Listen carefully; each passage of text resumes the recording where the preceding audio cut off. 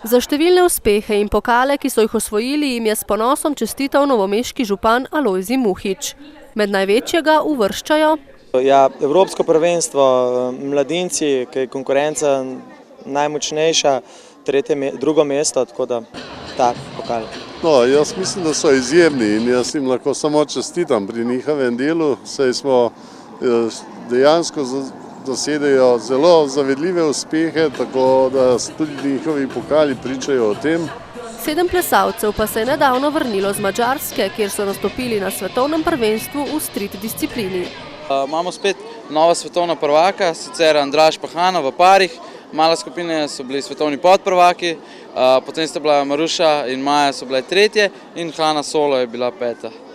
Zelo aktivnih plesalcev je v studiu približno 300. V tekmovalnem sistemu pa nastopajo pionirji, mladinci, člani, v kategoriji nad 31 let pa še hip-hop mame in hip-hop očetje.